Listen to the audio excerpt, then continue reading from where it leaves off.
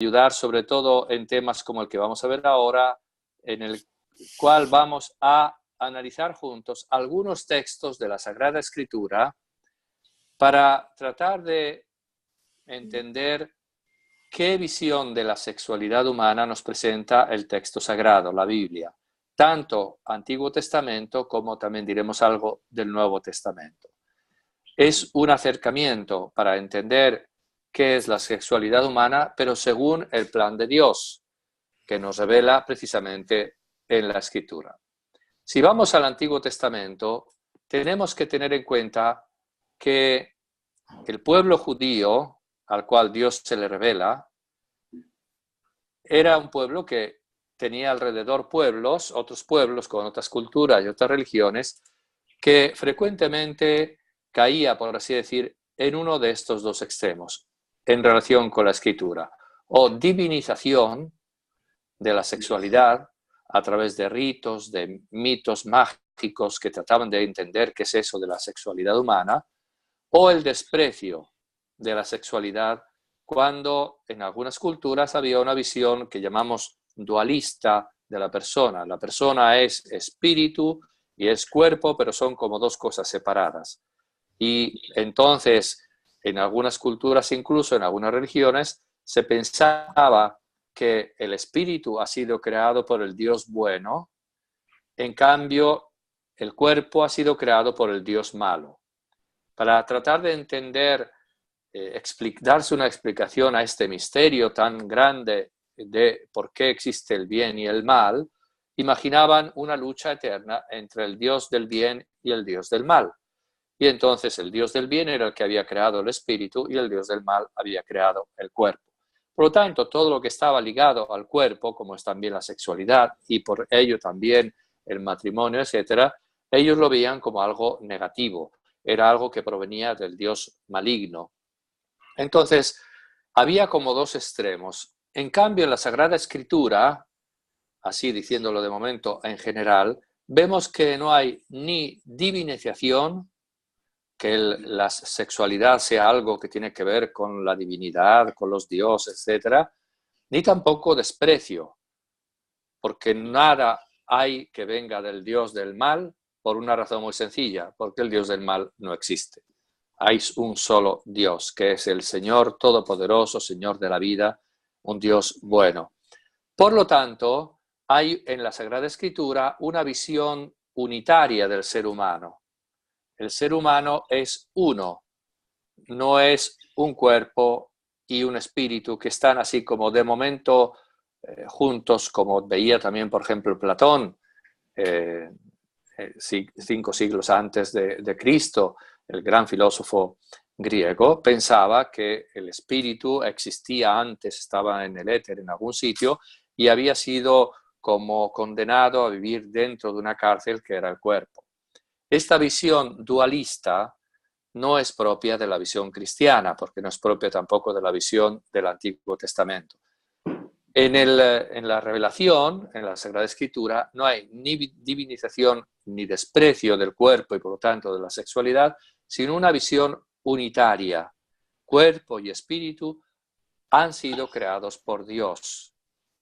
Todo el ser humano es creado por Dios. Y ahora vamos a ver algunos textos en los cuales lo vemos eso bastante claro. Entonces, la sexualidad en la visión de la Escritura no es mala, ni es tampoco una realidad divina. Es una realidad simplemente humana, pero humana querida por Dios. Dios ha querido que seamos sexuados. Es decir, que existamos como hombre o como mujer. Dios ha querido que tengamos también unas tendencias que tenemos que encauzar, unos instintos, una emotividad, una capacidad de procrear, y todo eso nos pide a cada uno que lo orientemos humanamente según su plan en general sobre el ser humano y su plan particular sobre cada uno de nosotros. Por ejemplo, nosotros consagrados tenemos que vivir nuestra realidad sexuada de una manera que corresponda a nuestra vocación y a nuestro estado de vida. Vamos a ir a ver el Génesis, el libro del Génesis, primer libro de la Biblia. En el libro de Génesis, como ustedes saben, hay dos narraciones del proceso de la creación. El capítulo 1 cuenta la creación y el capítulo 2 vuelve a contar la creación desde otra perspectiva, lo cual, por una parte, nos ayuda a entender que no se trata de una explicación histórica de qué es lo que sucedió día por día, los famosos 6 días de la creación. La Sagrada Escritura, evidentemente, no está queriéndonos decir que así fue exactamente como Dios actuó, por el hecho de que primero lo cuenta de un modo y luego va al segundo capítulo y le cuenta de un modo un poco diverso.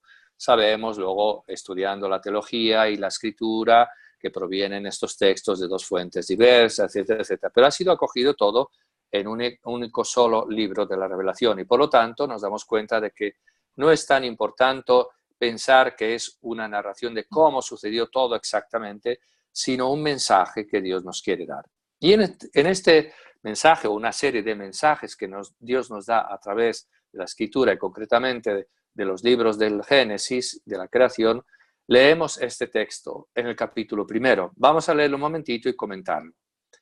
Y dijo Dios, hagamos al hombre a nuestra imagen y semejanza. Y Dios creó al ser humano a imagen suya, a imagen de Dios lo creó, macho y hembra los creó. Y bendíjolos Dios y díjoles Dios, sed fecundos, multiplicaos, henchid la tierra y dominadla, mandad en los peces del mar, a las aves de los cielos y en todo animal que serpea sobre la tierra.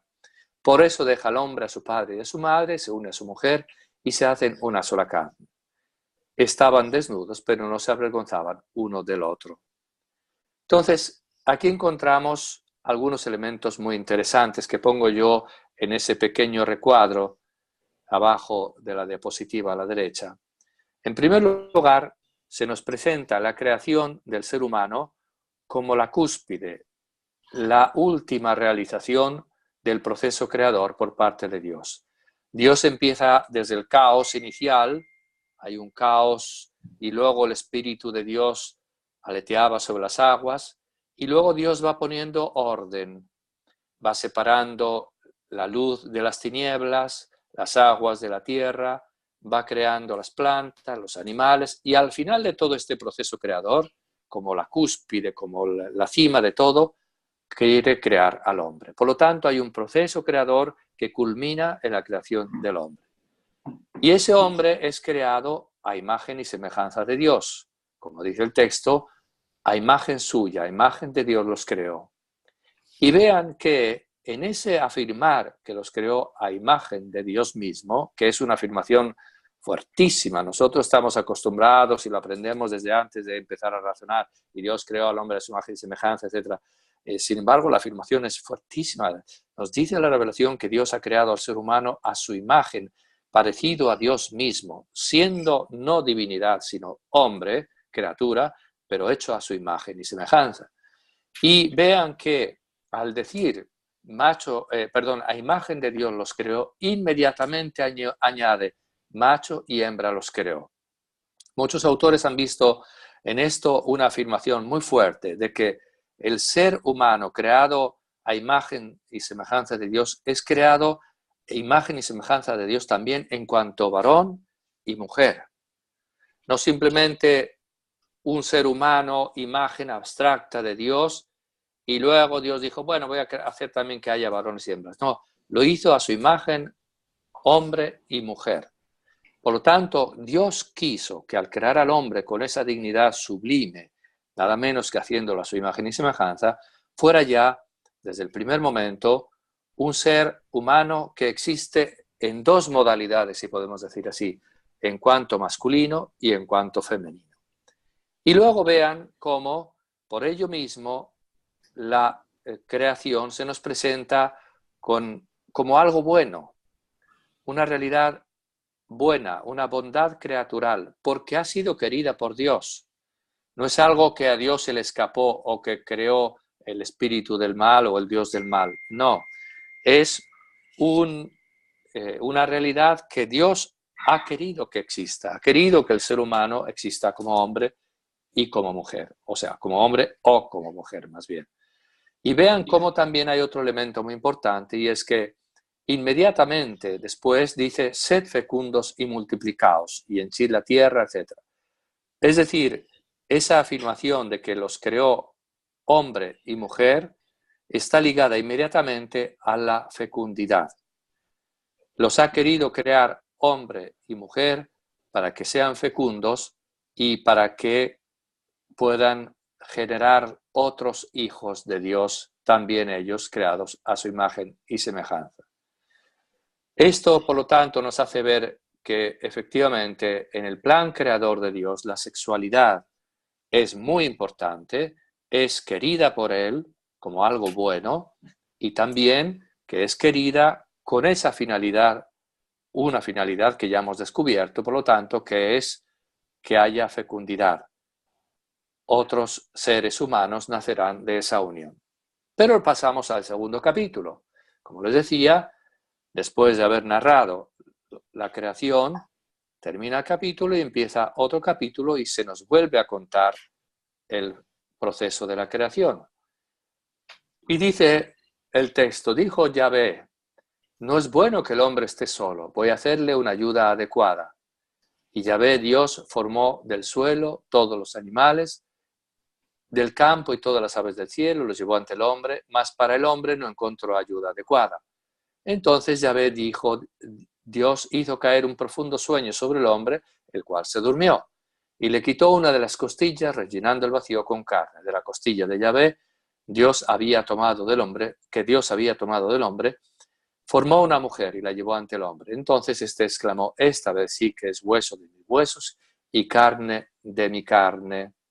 Entonces, si nos fijamos en este texto, encontramos algunas reflexiones muy interesantes. Así como en el primer capítulo vemos el proceso de la creación como un proceso de menos a más, del desorden inicial hasta la cúspide, que es el ser humano, en el segundo capítulo vemos que el ser humano es el centro de la creación en el plan de Dios. Dios crea el jardín del Edén, el paraíso, y lo enriquece de mil maravillas. Hay unos ríos, hay hierbas, hay frutales, hay animales de todo tipo. Y cuando ha terminado de preparar todo el jardín, crea al hombre para ponerlo en el centro. En el primer capítulo, el hombre como cúspide de la creación, en el segundo como centro de la creación. Y vemos también que el hecho de que el hombre sea hombre, de que el ser humano sea hombre o mujer, y que a través de su unión se puedan ayudar y hacer compañía y darse afecto, etc., es también aquí querido por Dios. No es el resultado de la acción de un Dios malo, ni tampoco de la mera casualidad. Dios ha querido que exista el hombre. Y vean cómo lo narra de una forma muy curiosa y también muy bonita. El hombre se sentía solo, Adán se sentía solo. Y Dios se da cuenta. Es Dios el que dice, no es bueno que el hombre esté solo. Fíjense que no es Adán el que dice, Señor, pero yo estoy aquí solo. Sí, es verdad que hay animales y son muy interesantes, pero no es lo mismo. Yo me aburro, no tengo con quién hablar. No, es Dios el que dice, no es bueno que el hombre esté solo. Y dice, voy a hacerle una ayuda adecuada. Y dice que formó del suelo los animales y las aves, etc. Pero aún así el hombre se sentía solo, porque eran seres muy interesantes, pero no eran seres con los que él pudiera entrar en comunión de amor. Uno sí puede amar el gatito y el ruiseñor, pero no es el amor humano, no es el amor de donación, de complemento del uno con la otra, es otra cosa. Entonces, aunque Dios creó los animales, el Génesis nos dice que el hombre seguía estando solo, porque no eran los animales que Dios creó, no eran una ayuda adecuada para él. Entonces Dios hace que le entre el sueño y de ese modo le toma una costilla. ¿Para qué? Para hacer a Eva del mismo hombre. Es decir, se subraya aquí que es el mismo ser, no es otro, no es otra especie como es el león y el elefante y la lagartija. No, esto es lo mismo, es el mismo ser humano. Biológicamente decimos de la misma especie, pero mucho más profundo que eso. Es un ser humano, igual que Adán. Y ahora sí, ahora cuando Adán se despierta, siente un poco de dolor aquí en el costado, dice, ¿qué me habrán hecho? Me han quitado una costilla, pero luego ve a Eva delante, dice, ahora sí le atinaste, Señor, esta sí es hueso de mis huesos y carne de mi carne. Y dice, y por esto dejarán a su padre y a su madre, etcétera, etcétera, etcétera. Entonces, vemos cómo es Dios quien toma la iniciativa. No solo no es mala la sexualidad, sino Dios ha tomado la iniciativa para que el hombre sea hombre, el ser humano sea hombre y mujer, y que se puedan unir, y de esta forma que se realice también otra de las finalidades de la sexualidad. En el primer capítulo se subraya la fecundidad, lo que llamaremos después significado procreativo de la sexualidad. En este se subraya lo que llamamos significado unitivo de la sexualidad. Es decir, la sexualidad lleva al hombre y a la mujer a, cuando están llamados a unirse, les lleva a complementarse, a ser el uno para el otro, hasta el punto de, uniéndose, poder dar la vida a otros hijos de Dios. Y también otro elemento que descubrimos en este texto es que se subraya la igualdad y la unión. La igualdad entre hombre y mujer, precisamente lo que decíamos, porque no se trata de dos especies diversas, sino es la misma realidad, el mismo ser humano, simbolizado esta igualdad en el hecho de que hizo a la mujer tomándola de una parte o formándola de una parte del mismo Adán. Y también el significado de la unión. No solo son dos modos diversos, sino son dos modos complementarios de ser persona y dos modos o dos personas llamadas a la unión. La sexualidad, por lo tanto, como una realidad que, por una parte, es creada por Dios, por otra parte, Dios la ha creado para la fecundidad y, finalmente, Dios la ha creado para la unión de los esposos que entran en una comunión que es la más profunda que pueda haber entre dos seres humanos, la unión esponsal. Ahora vamos a ver otros textos que encontramos en la Sagrada Escritura, después del capítulo 1 y 2 del Génesis, y que nos ayudan también a entender la visión de Dios sobre nuestra sexualidad. Ante todo, como les decía, vemos en la Sagrada Escritura que la sexualidad está intrínsecamente, profundamente unida al amor. No es amor por un lado, sexualidad por otra. La sexualidad es una llamada al amor y se expresa, por lo tanto, de manera correcta, adecuada, cuando es expresión de verdadero amor. Como les decía, había una visión de la sexualidad en los pueblos circundantes, las otras culturas y religiones, a veces de visión como sagrada de la sexualidad. Había ritos de prostitución sagrada, había la idea de que a través de la unión sexual los dioses se unían con los humanos, etc. Porque, como veremos en otra reflexión que haremos otro día, hay siempre como una sensación de que en esto de la sexualidad hay algo así como misterioso, que no es fácil de explicar. Y entonces había esa tendencia en algunos pueblos.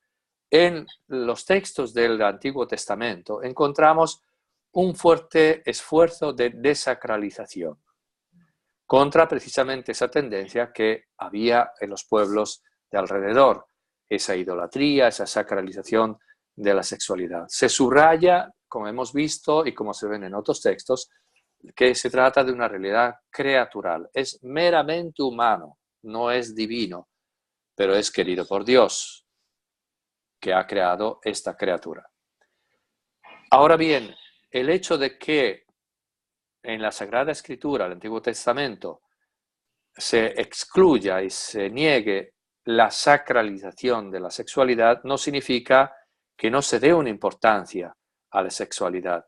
Al revés, se invita al ser humano a la santificación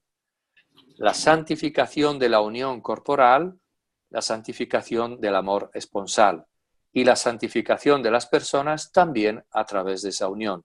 Quien ha sido llamado a unirse en matrimonio ha sido llamado a santificarse también gracias a esa unión con el hombre de su vida o con la mujer de su vida.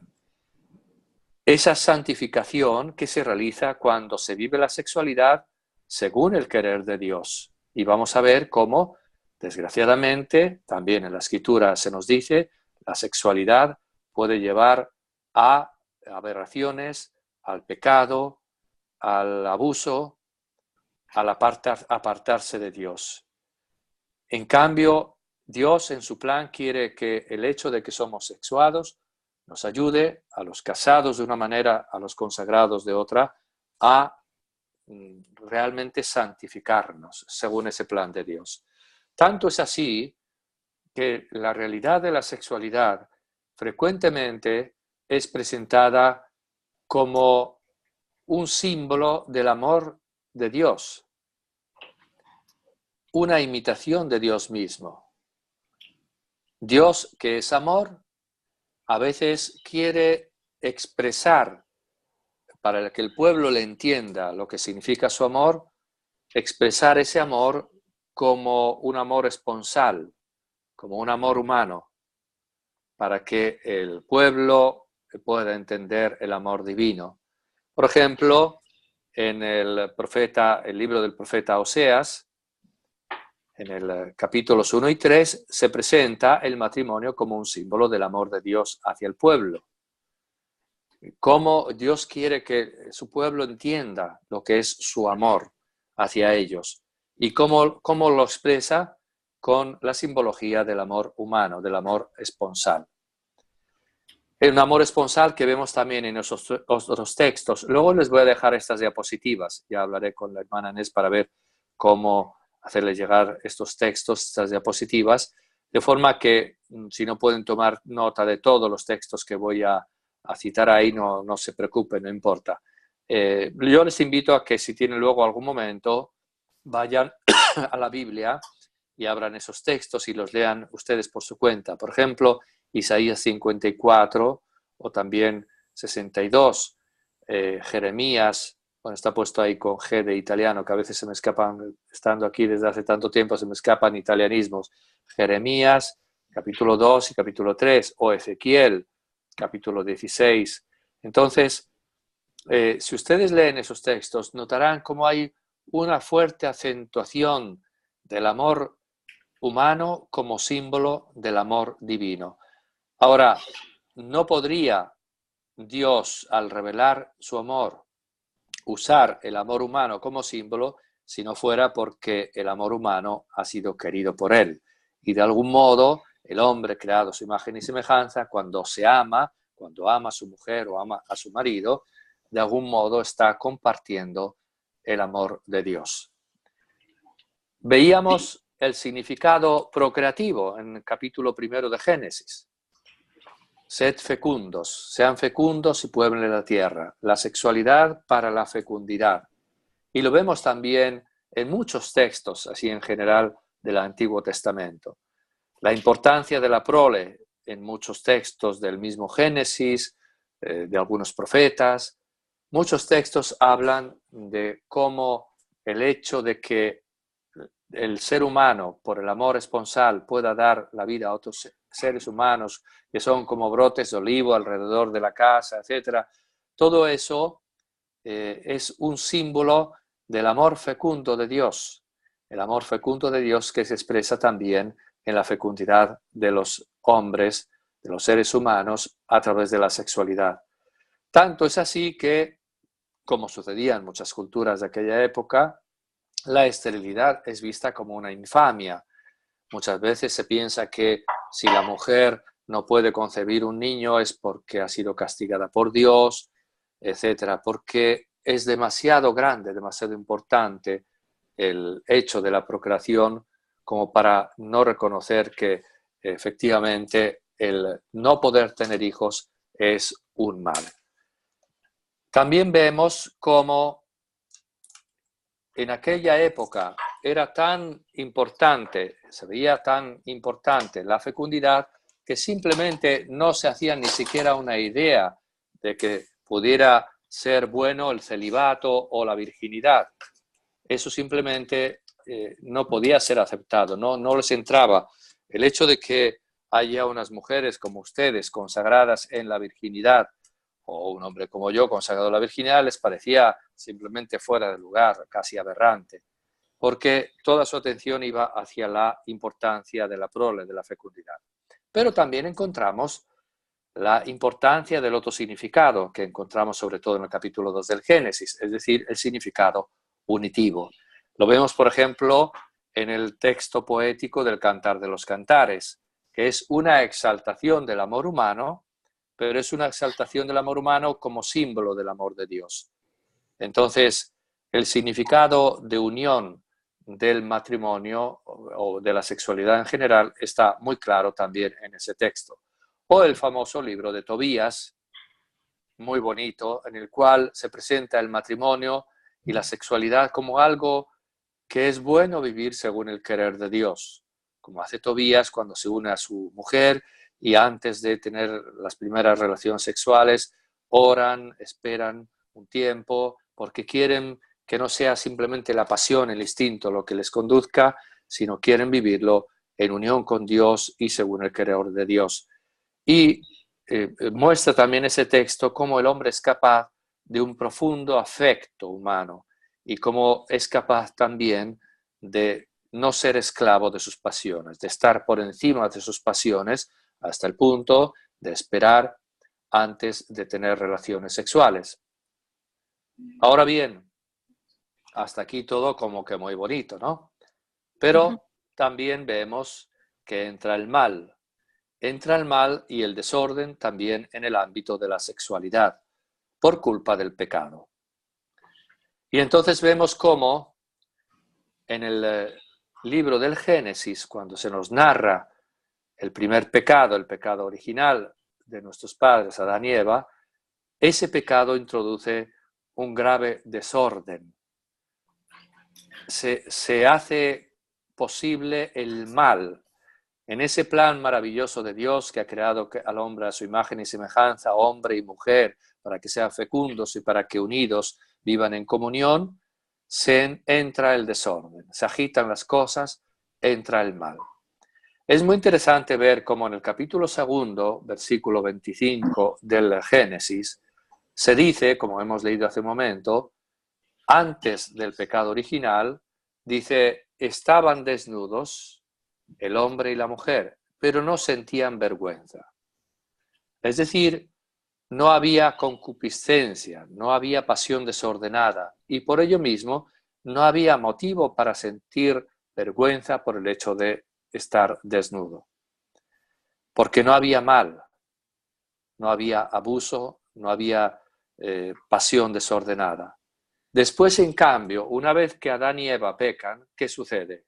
Dice el capítulo 3 del Génesis. Se abrieron sus ojos y se dieron cuenta de que estaban desnudos. Por ello cosieron unas hojas de higo y se cubrieron con ellas. Ahora sí les da vergüenza, porque ahora se miran el uno a la otra con concupiscencia, con pasión que puede ser desordenada y que puede llevar al mal. Y dice también el texto, he oído tus pasos y me he escondido, porque estoy desnudo. Y luego dice Dios, ¿quién te ha dicho que estás desnudo? Luego has comido del árbol prohibido. Es muy interesante. Adán y Eva se dan cuenta de que están desnudos, eso les perturba, porque ya hay desorden en su vivencia de la sexualidad, y Dios le dice, ¿y quién te lo ha dicho? Y Dios hace entender que se da cuenta de que han pecado precisamente porque se dan cuenta de que están desnudos. ¿Quién te ha dicho que estás desnudo? Luego has comido del árbol prohibido, has pecado. Y por haber pecado, ahora hay desorden y por ello mismo sientes vergüenza de tu desnudez. Y vemos cómo inmediatamente se alteran las relaciones de la pareja.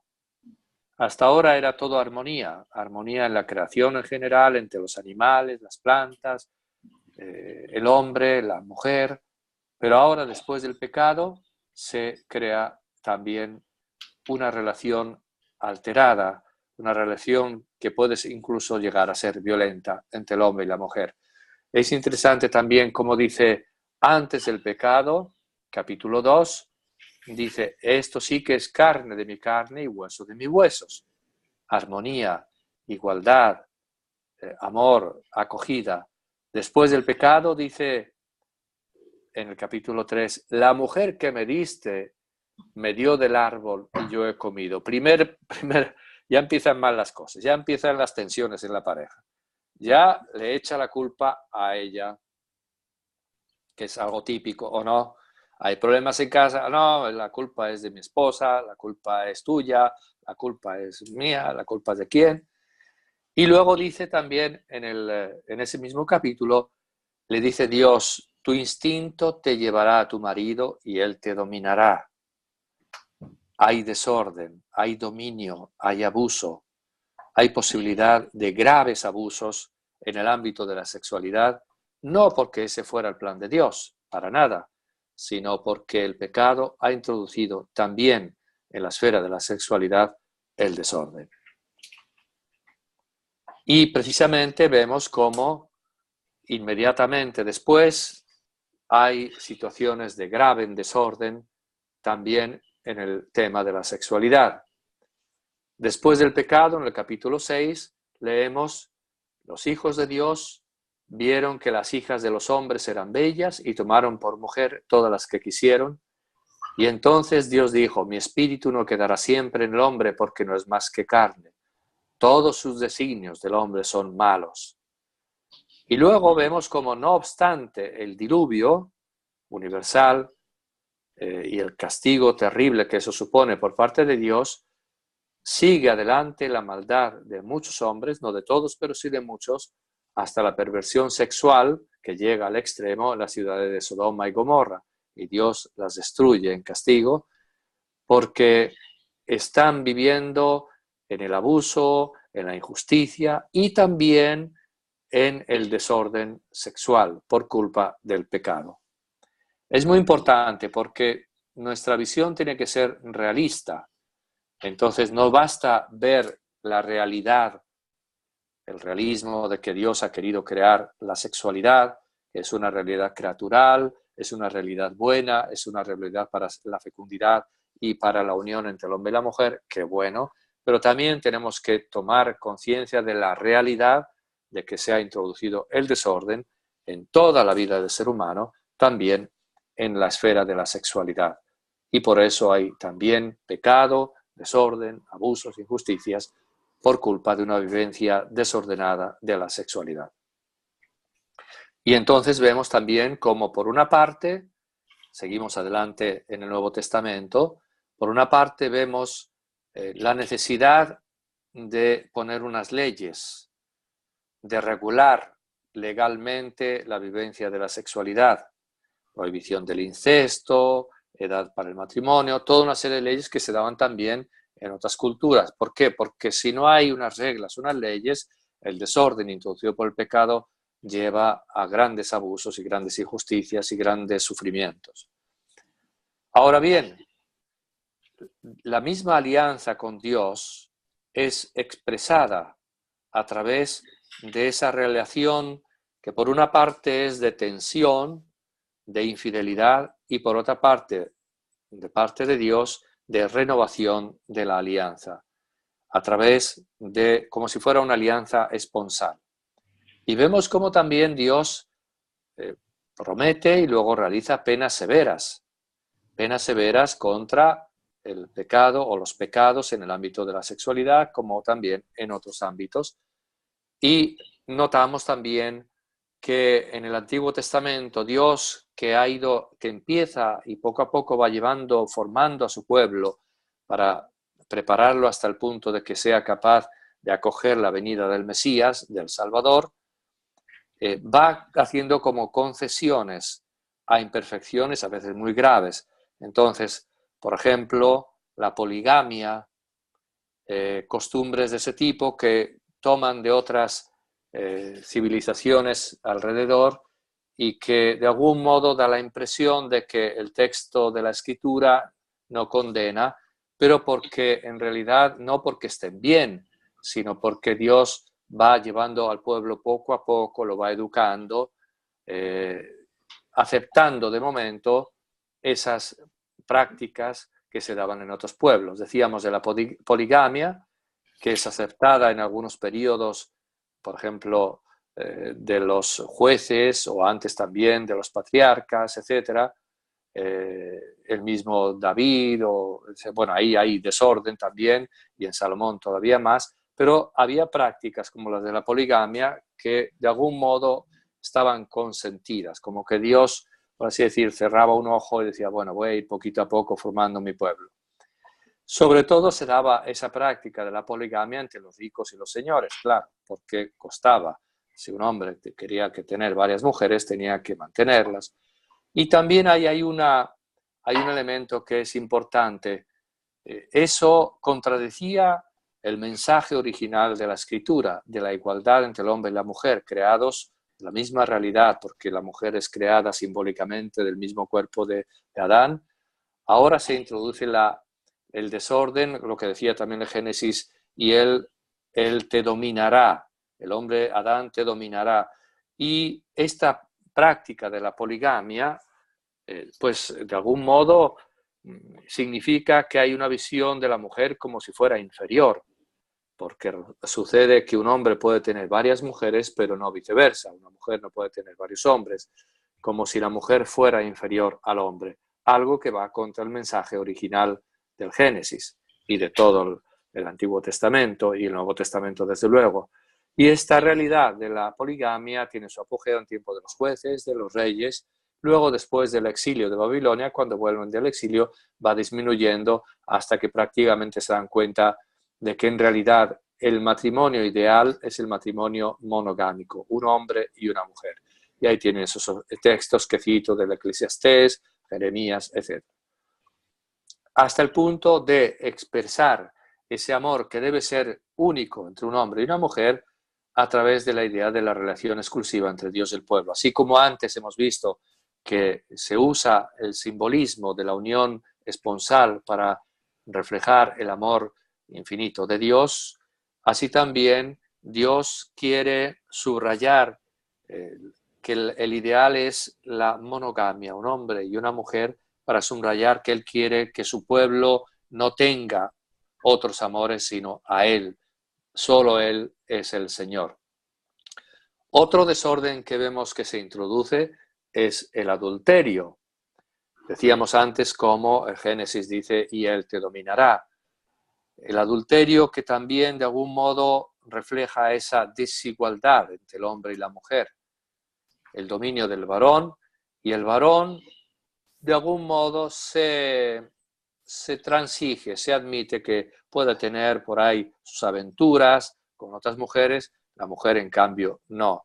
Entonces, ahora no me detengo en esto, pero vean cómo efectivamente hay un diverso tratamiento en el caso del adulterio. Si es un varón con una mujer virgen, entonces tiene que pagar la dote. Si es una mujer casada, no puede ir con otro varón, etcétera, etcétera. Hasta también la introducción de la pena de muerte en caso de adulterio. Y luego tenemos el divorcio. La aceptación regulada por el Deuteronomio, el libro del Deuteronomio, capítulo 24, del livello de repudio. El repudio, de nuevo, es el hombre, el varón, el que puede repudiar a la mujer, incluso simplemente porque descubre en ella algo que no conocía y que le parece mal, o porque ya ella no le atrae, y es el marido el que puede tomar la iniciativa para romper el matrimonio. Sabemos cómo Jesús, después que será la revelación plena, completa, Jesús dirá, al inicio no era así. Cuando le dice, bueno, pero Moisés nos ha dado el permiso del divorcio, del repudio. Sí, pero al inicio no era así. Es decir, en el plan original de Dios, no había este desorden. Eso es un desorden que no es querido por Dios. De algún modo Moisés os lo concedió por la dureza de vuestro corazón, pero no es bueno, no es lo que Dios quiere. Bueno, yo diría que por ahora podríamos interrumpir un momentito y ver si tienen alguna pregunta o alguna cuestión que hacer, sea sobre lo que he dicho al inicio de manera introductoria, sobre la bioética en general, si quieren alguna curiosidad, alguna cosa sobre bioética, sea sobre este tema que estamos viendo. ¿Tienen alguna pregunta? Porque ya van quedando 5 minutos y quizás podemos ahora dedicar este ratito para preguntas, para que no sea simplemente que esto parezca una grabación, que ustedes no lo saben, pero en realidad está grabado. Yo lo grabé hace unos días para poder... no es verdad. Entonces, bueno, si tienen alguna pregunta o alguna curiosidad que quieran saber, con mucho gusto, si puedo responder, aquí estoy. Quizás sobre este tema ahora es difícil porque apenas estamos viendo los textos, pero ¿qué les parece esta idea de estos dos significados, unitivo y procreativo, que vemos ya en el Génesis, que luego descubriremos también con una reflexión filosófica más adelante? Están muy tímidas todavía, padre. Es normal, ¿no? Además, yo entiendo que es difícil hacer preguntas apenas cuando estamos entrando en materia, todavía hemos visto muy poquito, pero bueno, por si acaso tuvieran alguna cuestión, alguna pregunta, con mucho gusto. Padre, Sí, adelante. lo que nos dio para esta primera parte es la sexualidad humana en la Sagrada Escritura. Y en el programa que usted me había enviado, aparece como primera antropología de la sexualidad. ¿Esa vendría ya después? Esa viene después, porque he pensado... ¿Perdón? No, sí, dígame. Sí, es que lo que suelo hacer es la antropología de la sexualidad. Pero he pensado que concretamente para ustedes puede ser interesante partir desde el punto de vista de la visión que Dios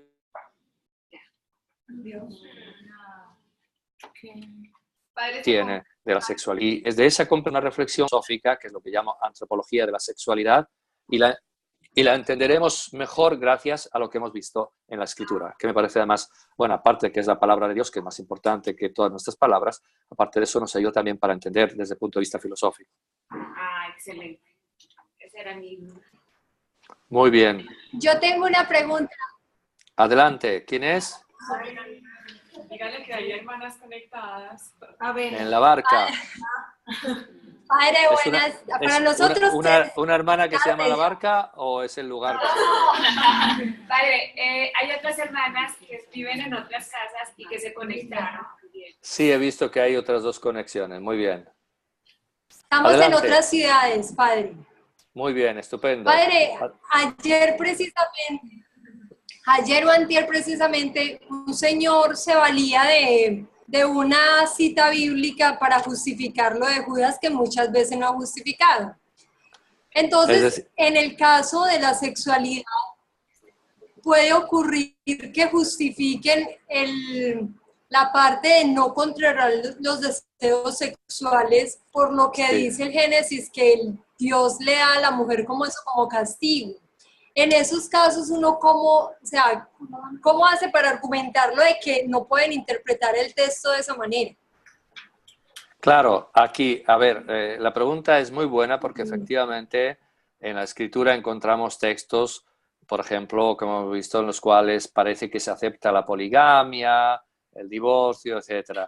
Pero hay que hacer una operación parecida a la que hace Jesús, que no por nada es la palabra de Dios que se hace hombre y que nos enseña también a interpretar la Escritura. Lo que acabamos de decir, cuando le dicen, bueno, pero Moisés, y están refiriéndose también a la Escritura, Moisés nos permitió tener el divorcio. Y él le dice, sí, pero al inicio no era así. Entonces, si uno va con honestidad a ver la Escritura, logra ver el significado de las diversas cosas en su conjunto, en su relación. Yo puedo ver un texto que dice una cosa, pero si lo veo junto al otro texto y el otro texto, me doy cuenta de que el mensaje de Dios no es que está bien el divorcio o la poligamia. Al contrario, veo que Él ha creado el hombre para la mujer, para que sean una sola carne, etc. Entonces, al fin y al cabo, tenemos que hacer lo mismo que hace Jesús, que es interpretar correctamente la Escritura. ¿Cómo? Pues a través de todos los medios que, por ejemplo, la exégesis nos ofrece para tratar de entender cuál es el significado de ese texto, y no solo de ese texto ya en su contexto, sino también en relación con otros textos. Por ejemplo, nosotros sabemos que la correcta interpretación del Antiguo Testamento se debe hacer también a la luz del Nuevo Testamento. Muchas cosas que en el Antiguo Testamento están permitidas, dichas de algún modo, en el Nuevo Testamento se perfeccionan. Entonces, no se trata de tomar una frase así aislada y decir, bueno, aquí dice eso. No, vamos a ver. Dice eso, pero ¿en qué contexto lo dice? ¿Cuál es su significado? Y vamos también a ver otros textos con los cuales podemos interpretar mejor ese texto. Dios le pague. ¿Ya? ¿Alguna otra pregunta?